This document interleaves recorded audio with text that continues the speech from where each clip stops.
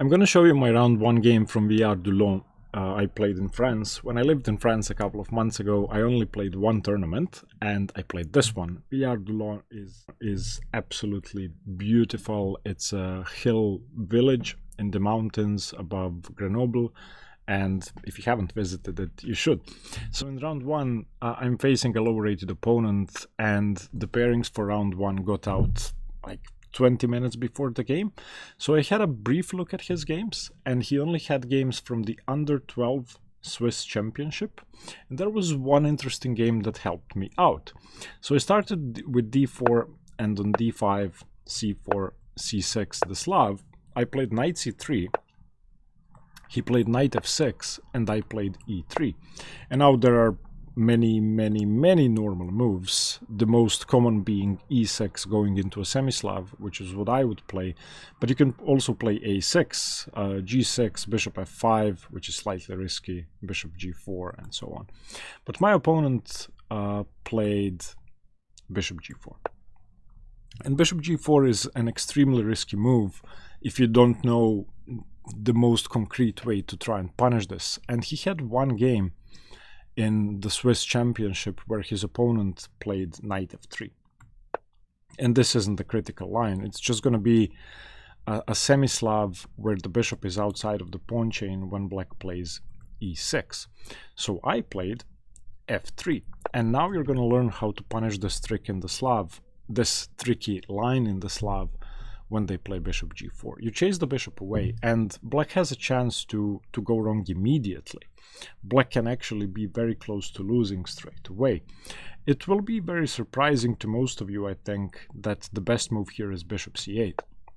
But bishop c8 is very necessary because black has two weaknesses here, b7 and d5, and queen b3 can attack both weaknesses. So if I play queen b3 and your bishop is on h5 or on g6 or on h7 or even on f5, I win a pawn. So on f3, that's really what you should do. My opponent played bishop f5. I'll just show you what happens on bishop h5. That's even worse than bishop f5. I just play queen b3. And now if you don't want to lose a pawn, well, you play queen b6. But when you play queen b6, I now go g4. You go to g6. I go g5. And let's say you trade queens. Takes, knight fd7, I just win a pawn. And the queens are off, I'm simply a pawn up. And that's pretty much forced. If bishop f5, which is what my opponent played, once again g4. And the best move, once again, is bishop c8.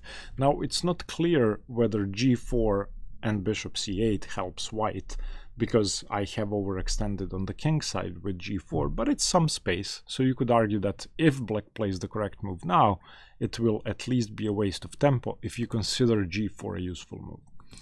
However, my opponent played bishop g6, and now this is, I would say, losing on a high level, on grandmaster level definitely, on the engine level definitely. And I was lucky enough to find his game with bishop g4 20 minutes before the round started, and I knew exactly how to punish it. Not that this isn't a common pattern, but it's once you know all the details, it becomes much easier. So I played a tempo, I played instantly. So h4, threatening to trap the bishop. The knight isn't on b1, so you cannot afford to allow h5. And he has two options to save the piece, h6 or h5. h6 is better. He didn't play that. It should still be much better for white, but it's better than h5. If h6, you don't go h5 straight away. You want to chase this bishop away with your knight. So knight h3. Let's assume dc, because that makes sense. Bishop c, let's say knight bd7, and now knight f4. And when you play bishop h7, I now play queen b3, and I'm on 2 pawns. This isn't forced. Black could go e6 instead of knight bd7, for example, but it's still quite bad. Quite bad, because then on knight f4, there are tricks on the e6 pawn, and after queen b3, you will once again be in trouble. So on h4, my opponent played h5. And now white is winning.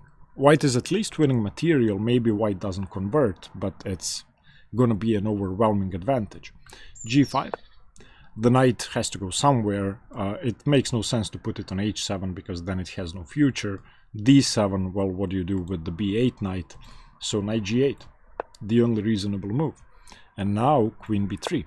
And when I played queen b3, my opponent thought for half an hour. I mean, it's busted, so what do you really do? You are losing material. I either win the d pawn or I win the b pawn. b6 makes no sense because then I'm on the rook as well. So there are a couple of options. If queen c7, trying to get to the g3 square, then I take on d5, and I don't really fear queen g3 because of king e2. If you then play something like b6, trying to save the pawn, then knight h3, and the knight's coming to f2, and everything is safe. The rook is coming to g1 eventually. A very, very nice position. I don't have to play knight h3, but I could. What else? If dc4, then queen takes b7, and on knight d7, I take on c6. And this pawn is going to be loose. If rook c8, queen a4. If queen d7, then cd. My opponent played e6, which I think is the best move. At least you're developing. If you're going to lose material, you may as well develop some pieces. So queen takes b7. He has to move the knight. Knight a6 loses the knight, so knight d7. And now I just took on c6. And I'm up 2 pawns. And there's absolutely no compensation for the 2 pawns.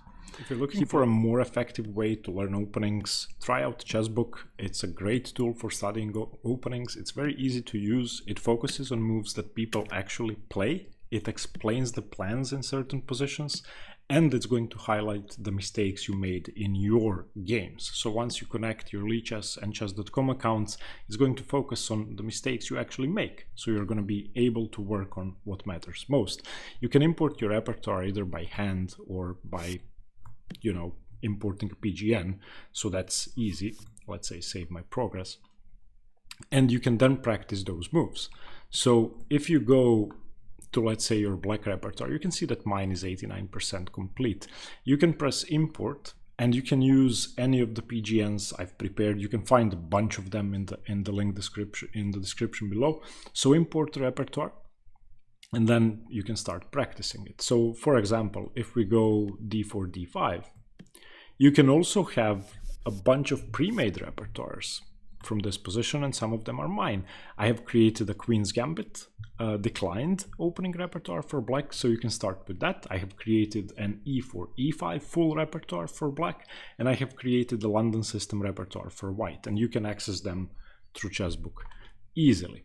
So once again, once you connect your Lichess and Chess.com accounts, you're going to be able to correct your opening mistakes. So, for example, in this case, I play h6 in the tile, and let's see what mistake I've made. So in this position, you played e6, play the correct move on the board. Wait, what's the move? I think I should go bishop e4. No? And here, this is a good example. I don't know. I don't know. Show me the answer. Queen e6 check. Yes. Okay. Damn. So you see what I'm talking about. I made the mistake in the game, and then once again, when I was reviewing it on Chessbook, I didn't know what to do.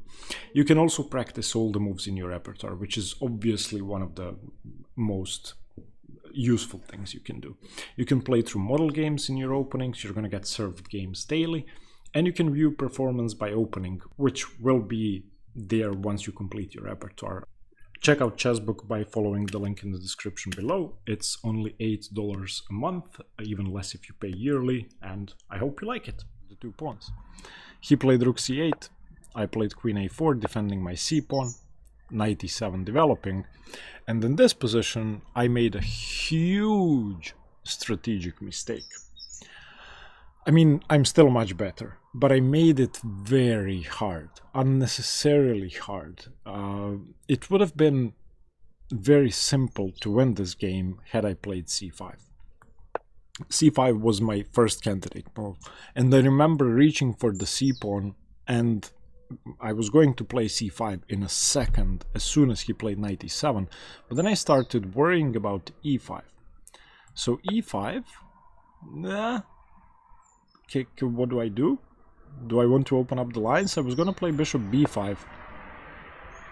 And then I was afraid of bishop f5, bishop e6. And I wasn't really sure about this. But upon further inspection, e5 simply doesn't work. I just go knight g2 and this pawn chain is safe. This is a passed pawn. I'm 2 pawns up. I'm completely winning. So instead of that, I played the move that helps black activate all of their pieces, which is nonsensical, completely nonsensical. I played cd5.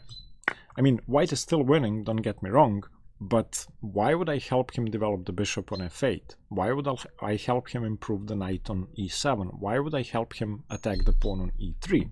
Makes no sense. So knight takes d5, of course. And now I can try bishop b5, but I don't think that works. If bishop b5, then knight c3, bc3, rook c3, bishop d7, queen d7, queen d7, king d7. This was my original intention. This gets rid of all the problems, but it actually isn't that easy to win. I have no passed pawns, my opponent has a very good bishop pair, so I had discarded that straight away. If I play knight takes d5, then he can throw in bishop c2, and that's the issue. If now, let's say queen b5, then e d5, queen d5, bishop b4 check, and I mean, it's not clear at all. These bishops are great. So I had anticipated knight d5, of course, and decided to play bishop d2. But now bishop b4, and you can see that developing this was unnecessary, helping develop this. So now the forcing move e4 was what I had intended originally, but I didn't play it. It is the best move. If I play e4 here, then bishop c3 is absolutely forced. If the knight moves away, I win the bishop. So bishop c3 to prevent e d5 because of cd2. So bishop c3, bc3, and knight b6. And after, let's say, queen d1, which I wanted to play, I was afraid of knight c4. But I don't have to play queen b1. I can play queen b4, preventing him from castling and preventing knight c4. I didn't see queen b4 when I was looking at e4. So instead I played rook c1, just developing and helping support c3. Rook c1 is fine, white is still winning, but you can see that black's pieces are out. They are developed. They were stuck on the back rank before cd5. So coming back to cd5, this is an idiotic capture. Okay, rook c1, my opponent played queen c7, more pressure. Knight g2. Now, if I take on d5, then queen c1, I think is good. I don't know. Maybe I'm winning, but I'm not too sure. I looked at that. If I play king f2, that should be the best move. Then he actually has to be careful. If he, let's say, castles now, then I'm just winning with knight d5, because he isn't checking me, I'm saving a piece. If queen c1 now, bishop c1, rook c1, knight e7, or not knight e7, knight takes b4. So I played knight g2, which seemed interesting. I'm developing a piece, I'm preparing bishop h3 or bishop g2. In this position, he took on c3. And what do you take with? This is actually an interesting exercise, and I remember spending like 5 minutes. So if knight takes c3, then the problem is queen g3, king e2, knight b6. And one of the knights knight b6. One of the knights will probably come to c4 eventually, once my queen gets chased away. But not that queen g3 is too dangerous. Another option, bishop c3, seemed bad to me because of knight e3, but it's actually fine. King f2 and let's say knight d5, I have bishop b4, preventing him from castling, and I'm winning. It's also a tempo on the queen. But in the game I took with the b pawn. And this is probably the second best move. Bishop c3 is best, giving up the e3 pawn. But the strategic issue with this is knight b6, knight c4. And it's actually going to be easy for my opponent to play the next few moves. And even though I'm 2 pawns up, it's too complicated compared to how easy it would have been had I played c5 instead of cd5. So knight b6, fine. I should have gone queen b3 supporting c4, but I went queen d1, which is okay. And here he played e5, which he should have gone knight c4. e5 is a bit too much. So now I can play c4, and if knight takes c4, then knight f4. And I'm on the knight twice, so if takes, then rook takes, and e4. Instead I played bishop h3, which seemed more promising. He castled, I castled, and knight c4. And now you can see that this knight is incredibly good. I have to start covering the second rank because rook b8, rook b2 may be coming. And finally, I played e4. Finally. Now I want to go d5. I want to get rid of this blockade, but I have to deal with the b2 square. And not only that, once I play rook c2, there's knight e3 in many positions. So a move like bishop e1 would just lose material. He played rook b8. I played rook f2 first, getting one rook away from knight e3 and defending the second rank indirectly. Rook b2, and now after a long think, or not here, I played rook c2 here instantly because it's the only move. He played rook fb8, and now I thought for a long time. So there are two options. There's bishop c1 or rook takes b2, and one of them is better than the other. I actually chose the correct move here. Bishop c1 is okay, not that white is worse, but it's extremely close to equal. Knight e3 is threatened, so bishop takes b2 isn't a real option at any point. So my opponent plays rook b1 probably, and then queen d3 unpinning, let's say knight b2, rook takes b2, should be fine, but black may be able to get away with it. Instead, rook takes b2 is just game over. If knight takes b2, I have queen c2. He played rook takes b2. And now I played bishop c1. Now rook b1 is a bad move. And he retreated the rook to b7. If rook takes a2, then it's winning to a simple tactic. Rook takes a2, queen b3. And now I'm attacking d7 and these two pieces. He has to save the rook. So I don't know. Rook e2 should be the best move, I think, giving up the exchange. If something random like king h7, then I just take on d7 and his queen is overworked. Or sorry, I also could have taken the rook. If something random like saving the rook, let's say rook a1, then I just take on d7. So on bishop c1 he had to retreat the rook. I played king g2, getting away from the back rank, safety first. Knight f8, the knight may be coming to e6, but for the moment I'm ready to snap it off. And now I managed to come up with a nice plan. This is black's only good piece, and how do I get rid of it? This is a good exercise if you want to practice chess strategy.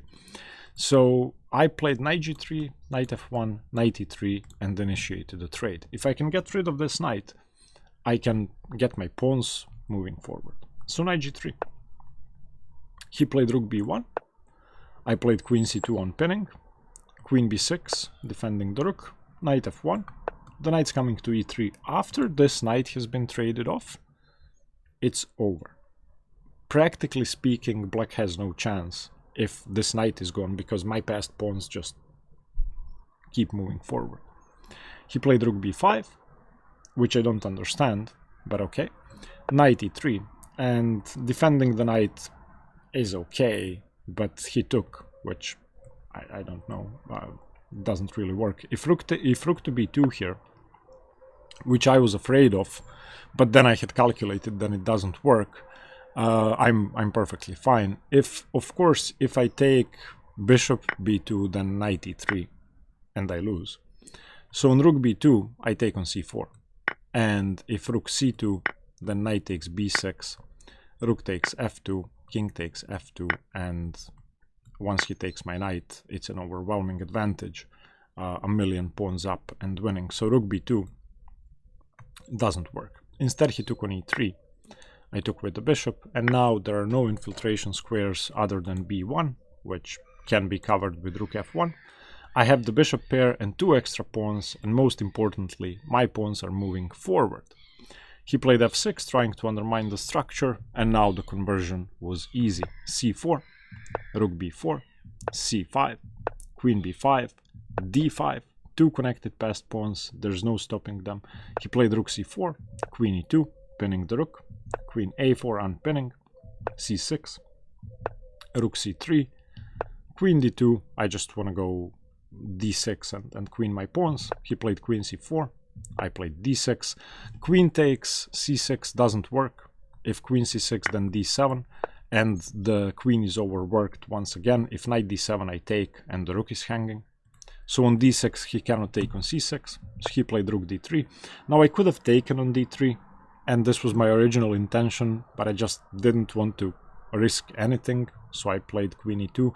If I take on d3, I'm winning. If queen d3, c7, and the pawn is queening. If, let's say, queen c4, then c8 queen, and the bishop's here.